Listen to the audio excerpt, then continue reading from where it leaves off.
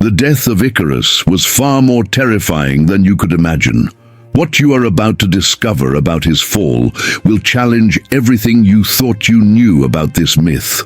This story is not just about an arrogant young man who flew too close to the sun. It is about how power and ambition can transform a symbol of hope into the most terrible warning in history. The year was 67 AD, and the streets of Rome echoed with the sounds of imperial celebrations. Merchants hawked their wares, and the air was thick with the aroma of incense and exotic spices. But that spring afternoon, a different sound would soon fill the air, the roar of a bloodthirsty crowd gathered to witness a spectacle that would be etched into the collective memory for generations. What was about to happen would not be mere entertainment, but a carefully orchestrated ritual of public humiliation designed to destroy not just a man, but also the symbol he represented. Popular imagination, fed by poets and artists, sanitized the story of Icarus into something almost noble, the tragic fall of a dreamer who dared too much. But the reality was infinitely more brutal. Today, we strip away the myth and examine the merciless truth behind one of the most famous spectacles of public execution in imperial Rome. Before becoming the protagonist of Rome's most brutal spectacle, Icarus was known as the brightest engineer of the empire. His real name was Daedalus Icarus, a young Greek of extraordinary beauty and intellect who had won the favor of Emperor Nero. Tall and athletic, with perfectly symmetrical features and deep blue eyes that impressed everyone who met him, Icarus was the very embodiment of Greco-Roman perfection. His skin, bronzed by the Mediterranean sun, contrasted with white linen tunics of the highest quality, while his aristocratic bearing and elegant gestures betrayed his privileged education in Athens. By the age of 27, this prodigy of engineering had already designed mechanisms for imperial spectacles that left crowds in awe. Hydraulic lifts that made gladiators fly into the arena, irrigation systems that transformed the Colosseum into an artificial lake for naval battles, and war machines that demonstrated Rome's power. Nero, always obsessed with theatrical grandeur, saw in Icarus not just technical talent, but the embodiment of the imperial ideal he wished to project: youth, beauty, and genius in the service of absolute power. The young Greek had been brought to Rome as a child, the son of a renowned Athenian architect who had fallen into disgrace in his homeland. His father, Daedalus Sr., became the designer of some of Nero's most ambitious projects, including parts of the Domus Aurea, the extravagant palace built after the Great Fire of 64 AD, raised among the Roman elite, educated by the best tutors, and introduced at the imperial court. Icarus absorbed both the sophistication of Greek culture and Roman pragmatic ambition. This combination made him the perfect courtier, cultured enough to impress intellectuals, practical enough to accomplish the impossible, and charming enough to navigate the treacherous waters of imperial politics. What made Icarus particularly valuable to Nero was his ability to turn the emperor's grandiose delusions into tangible realities. When Nero dreamed of spectacles never before seen, it was Icarus who translated those dreams into functioning mechanisms. Their relationship was complex, a blend of imperial patronage, mutual admiration, and veiled competition. Both were young, ambitious, and obsessed with leaving their mark on history. Both saw themselves as artists as much as men of power, and both fatally underestimated the dangers of envy within the imperial court. Icarus's rise in the emperor's favor was as rapid as his eventual fall would be. Documents from the time describe how Nero often invited the engineer to private banquets, treating him more like a friend than a servant. Witnesses reported that the emperor occasionally referred to Icarus as "my little Apollo" or "my Daedalus," nicknames that showed both affection and a dangerous tendency to see the young Greek as an extension of his own self-proclaimed divinity. This closeness to supreme power, though intoxicating, planted the seeds of Icarus's destruction. The first signs that Icarus's fortune was changing came in the spring of 67 AD, when the ambitious project he had promised Nero began facing technical difficulties. The emperor, obsessively focused on surpassing the spectacles of his predecessors, had commissioned what he called the Ascension of Apollo, a machine that would allow an actor, possibly Nero himself, to be lifted above the arena with mechanical wings that actually flapped, creating the illusion of divine flight. Icarus, always confident in his genius, had promised the impossible: a man flying by his own means before 50,000 spectators. Imperial records, preserved fragmentarily in the Vatican archives, reveal that enormous sums were allocated to the project. Exotic materials were imported from every corner of the empire: silk from China for the wing membranes, light woods from the Germanic forests for the structure, and the finest bronze mechanisms crafted by the best artisans of Alexandria. For months, Icarus worked obsessively in secret workshops in the imperial gardens, allowing only his most trusted assistants access to his plans. The machine, when finally revealed in a private test for Nero and his closest advisors, was truly impressive. A wingspan frame nearly 6 meters wide, articulated with systems of levers and counterweights that allowed a man, suspended in a special harness, to manipulate the wings to simulate the flight of an eagle. Contemporary accounts describe the device as beautiful as it was functional, with feathers of gold and ivory that caught the sunlight as if they were made of divine fire. However, the first public test, held in the Imperial Gardens, revealed critical flaws in the design. The wings, though dazzling in appearance, proved far too heavy to be operated by human strength for more than a few minutes. The actor chosen for the test, a strong acrobat from Thrace, managed only a few impressive movements before the mechanisms jammed, nearly causing a dangerous fall. Worse still, during the second test, with rushed modifications, one of the support cables snapped, injuring the performer and damaging part of the ornate structure. Nero, whose patience was never a known virtue, quickly shifted from excitement to frustration and finally to rage. Witnesses recount that after the second failed test, the emperor hurled a cup of wine into Icarus's face before the entire court, shouting, "You promise the flight of Apollo, but deliver the fall of Phaethon," a reference to the son of Apollo who lost control of the solar chariot and fell from the sky. This event marked the beginning of the deterioration of the relationship between Icarus and his imperial patron.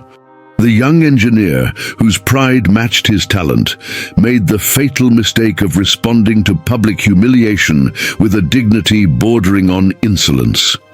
Instead of prostrating himself and begging for forgiveness, as prudence would demand, Icarus promised to correct the problems and create an even more impressive machine. "I shall give Rome not only the flight of Apollo," he said, according to the historian Suetonius, "but a spectacle that will make the gods themselves envy mortals." The grandiose promise, which on better days would have delighted Nero, now sounded like an affront, especially because it was made before courtiers who had long envied Icarus's privileged position. Among them was Tigellinus, the Praetorian prefect, a man known for his cruelty and his skill in exploiting Nero's paranoid insecurities. Sources from the time suggest that it was Tigellinus who began planting doubts in the emperor's mind, insinuating that Icarus might be deliberately sabotaging the project to humiliate Nero during the public presentation. The relationship deteriorated rapidly in the weeks that followed. Realizing the danger, Icarus worked feverishly to correct the problems with the flight mechanism. Records indicate that he barely slept, consuming only the minimum amount of food, while refining his design. His body, once the image of youthful vitality, began to show signs of deterioration. Palace servants reported that he had lost considerable weight, that his eyes were constantly bloodshot from fatigue, and that he occasionally spoke to himself, reviewing calculations and cursing the limitations of the materials available. A Greek physician in the court service, who examined Icarus at the request of a worried friend, left a detailed account of his physical condition during that period. The young man who once radiated the health and beauty of Apollo now appears a shadow consumed by internal fevers, he wrote. His skin, once golden from the sun, has taken on a sickly pallor. Constant tremors affect his hands, making almost impossible the precision work for which he is famous. He suffers from chronic insomnia, and when he finally sleeps, he is tormented by nightmares so vivid that he wakes screaming about wings in flames and endless falls. Icarus's physical collapse was accompanied by increasingly erratic behavior. Witnesses reported episodes of explosive anger alternating with periods of deep melancholy. More troubling to those who knew him well was his growing paranoia. Icarus began to suspect that his projects were being sabotaged, that spies of court rivals had infiltrated his assistants, and that Nero planned to use the flight mechanism to execute him publicly if he failed again. This paranoia, though exaggerated in its details, was not entirely unfounded. Tigellinus's network of informants had in fact infiltrated Icarus's inner circle. Messages were intercepted, technical plans were copied, and every imprudent word was reported directly to the Praetorian prefect, who reframed them in the most damaging way possible before presenting them to Nero. The definitive betrayal came from where Icarus least expected it. His chief assistant, a young Roman named Marcus Vinius, who had worked at his side for 3 years and knew every detail of the flight mechanism, was secretly co-opted by Tigellinus. Marcus's motivations remain a matter of debate among historians. Some point to resentment at always being in Icarus's shadow, others suggest he was blackmailed because of a forbidden love affair, and still others believe he genuinely feared that the failed project could lead to the execution of everyone involved. Regardless of his motives, the impact of his betrayal was devastating. Marcus not only provided information to Tigellinus, but secretly altered critical elements of the project, ensuring that the mechanism would fail catastrophically if used. More crucially, he delivered to Tigellinus pages from Icarus's personal diary, in which the engineer, in moments of frustration, had written comments that, removed from context, could be interpreted as treasonous or even blasphemous. One particularly damaging entry, later cited in the formal charges, read, "If Nero so desires to fly like Apollo, perhaps he should remember that even the gods are subject to the gravity of their ambitions. The fall of an emperor would be a spectacle more grand than any ascension." The sentence, likely a philosophical reflection on the risks of hubris, a recurring theme in Icarus's Greek education, was presented to Nero as evidence of a conspiracy to assassinate him during the public spectacle. The net tightened quickly around Icarus. In mid-April of 67 AD, while working in his workshop, he was suddenly surrounded by Praetorian guards. Without explanations or formal charges, he was shackled and taken to the dungeons of the imperial palace. Accounts of his arrest, preserved in the writings of Tacitus, describe how he was dragged through the palace corridors in view of courtiers who, until weeks earlier, had treated him as an imperial favorite. Many averted their eyes, while others openly mocked his fall from grace, eager to demonstrate loyalty to the emperor by dissociating themselves from the new public enemy. The days that followed were marked by brutal interrogations. Judicial records indicate that Icarus was subjected to the standard torture techniques reserved for high-ranking traitors. The soles of his feet were burned with red-hot irons, his joints were dislocated on the rack, and he was repeatedly submerged in water until nearly drowning. The goal was not so much to extract a confession, Tigellinus had already fabricated sufficient evidence, but to break his spirit and ensure he would properly play his role in the public spectacle Nero was planning. Icarus's physical deterioration during his captivity was rapid and severe. A prison doctor, whose notes survived in fragments, methodically documented his decline. The prisoner presents third-degree burns on the soles of the feet, with visible necrotic tissue and established infection. 3 fingers of the right hand were broken and were not properly realigned, permanently compromising his dexterity. Whip wounds on the back show signs of infection, with purulent discharge and the characteristic odor of gangrenous tissue. More concerning is his pulmonary condition after repeated simulated drownings. He coughs constantly, expelling blood-tinged fluid, and his breathing is noisy even at rest. Despite the physical torture, reports indicate that Icarus initially maintained remarkable mental resistance, refusing to confess to crimes he had not committed. This resistance ended up enraging Nero even more, who saw in the engineer's stubbornness additional proof of guilt. It was then that the emperor devised a form of punishment that combined his obsession with theatrical spectacles with his growing cruelty. Nero ordered that Icarus be forced to build a simplified version of his flight mechanism, no longer the elaborate original device, but a rudimentary pair of wings made of wood, wax, and feathers. The symbolism was as cruel as it was obvious. The arrogant inventor would be executed using his own failed creation in a public parody of the Greek myth of Daedalus and Icarus. More perversely still, Nero decreed that Icarus's father, the elderly Daedalus Sr., would be forced to watch his son's execution from the front row. The final days of preparation for the spectacle were a study in calculated cruelty. Icarus, his health already severely compromised by torture, was forced to work on his own instrument of execution. Guards supervised his every move, ensuring that he followed exactly the specifications determined by Nero. The irony did not escape the chroniclers of the time. The brilliant engineer whose hands had created mechanical wonders was now building an intentionally flawed device that would guarantee his spectacular death. The psychological impact of this macabre task was devastating. Witnesses reported that Icarus occasionally stopped working, staring blankly while silent tears ran down his emaciated face. At other times he laughed hysterically while muttering calculations and pointing out obvious flaws in the design he was being forced to implement.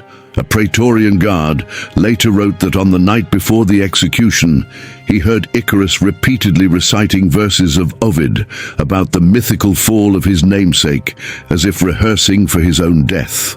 The morning of the execution dawned exceptionally hot for April, with a cloudless sky that the more superstitious interpreted as a sign that Apollo would be watching the spectacle.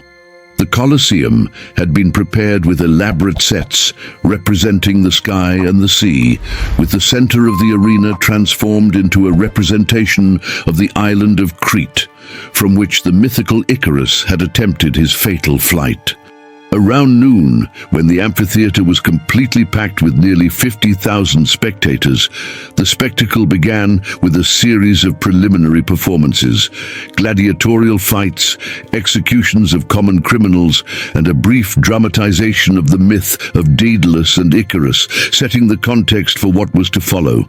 The crowd, already excited by the previous performances and intoxicated by wine distributed for free by imperial order, roared in anticipation of the main attraction. When Icarus was finally brought into the arena, a murmur of shock rippled through the crowd. The man who entered staggering, supported by 2 guards, barely resembled the handsome engineer many had seen at the imperial court. His body, once athletic, was skeletal, with ribs clearly visible beneath pale skin marked by torture wounds. His face, once considered as beautiful as that of a Greek statue, was swollen and disfigured, with one eye almost completely closed from bruising. His hair, once compared to polished gold, had been shaved, revealing a skull marked by unhealed wounds. Even more disturbing was his behavior. Icarus seemed only partially aware of his surroundings, moving like a man in a trance. When the guards positioned him at the center of the arena, directly before the imperial podium where Nero watched with evident pleasure, he seemed momentarily to regain some lucidity. Witnesses reported that he looked directly at the emperor, an act of audacity that provoked murmurs in the crowd, before shifting his gaze to the front row where his elderly father sat among Praetorian guards. The brief moment of silent communication between father and son was recorded by several observers. Daedalus Sr., his face streaked with tears, made a small gesture with his hand, a symbol that some interpreted as a final blessing, others as a code between engineers, and still others as a suicidal instruction. Whatever its meaning, the gesture seemed to strengthen Icarus, who straightened his shoulders as much as his injuries allowed. An imperial herald then read the charges against Icarus: treason, conspiracy to assassinate the emperor, sabotage of an imperial project, and blasphemy. Each charge was accompanied by boos from the crowd, now completely engrossed in the orchestrated spectacle of hatred. When asked whether he had any final words, Icarus remained silent for so long that many thought he had lost the ability to speak. Finally, in a voice so low that only those in the first rows could hear, he said, "The true Icarus did not fear the sun, but the approval of tyrants." What followed was meticulously planned to maximize both spectacle and suffering. The rudimentary wings, fragile wooden structures covered with real feathers glued with wax, were strapped to Icarus's arms with leather thongs. Unlike the myth in which Daedalus built the wings for his son, here it was the son who had been forced to build his own instrument of death under the direction of his torturers. A wooden platform approximately 15 meters high had been built at the center of the arena, representing the cliff from which the mythical Icarus had taken flight. Guards dragged the condemned man to the top, leaving a trail of fresh blood on the steps as his reopened wounds began to bleed with the effort of the climb.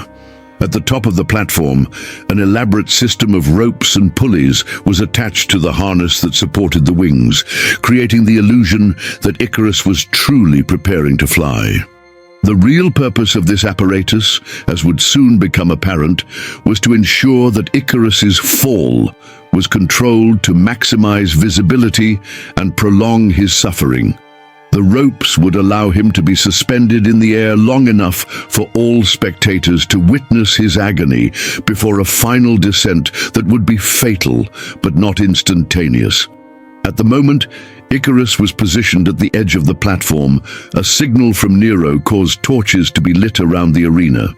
The intense heat, combined with the midday sun, visibly began to melt the wax that held the feathers to the wing structures. This detail, a literal reference to the myth in which Icarus flies too close to the sun, causing the wax of his wings to melt, was received with appreciative applause from the more educated spectators who recognized the ingenious cruelty of the parallel. With a second imperial signal, Icarus was pushed from the platform. For a brief moment, the rope system kept him suspended, creating the illusion of flight. The crowd emitted a collective gasp, some in momentary admiration, others in anticipation of what was to come. Then, precisely as planned, the wings began to visibly disintegrate, feathers detached in cascades, slowly floating down toward the arena as the wooden structure began to give way under Icarus's weight. What should have been a quick fall, however, turned into prolonged torment. The support ropes, deliberately designed to yield gradually, allowed Icarus to drop in agonizing stages. First, one arm was violently twisted when part of the right wing structure collapsed. The pain must have been excruciating. for even at that distance, spectators reported hearing his scream. Then the left wing detached completely, causing a partial fall that was abruptly stopped by the remaining ropes, resulting in an impact that visibly dislocated his shoulder. During these moments of suspended terror, the crowd reacted like a single organism, alternating between roars of approval, horrified gasps, and cruel laughter. Many applauded each new stage of disintegration as if watching an especially skillful theatrical performance. Others, intoxicated by wine and collective violence, shouted suggestions to make the spectacle even more painful. A few, mainly foreigners or philosophers, watched in horrified silence, recognizing that they were witnessing not just the death of a man, but a defining moment of Roman decadence. Nero himself, according to contemporary accounts, watched with an almost religious intensity. A senator present later wrote that the emperor observed Icarus's agony not with the sadistic delight many expected, but with the solemn concentration of an artist studying his masterpiece.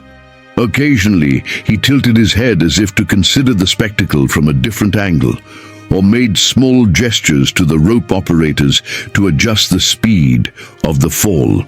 After what seemed an eternity, but probably lasted no more than a few minutes, the final ropes were released. Icarus fell the last few meters in free fall, hitting the arena floor with an impact audible throughout the amphitheater. A momentary silence followed, broken only by the muffled sobs of Daedalus Sr. in the front row. Surprisingly, Icarus did not die instantly.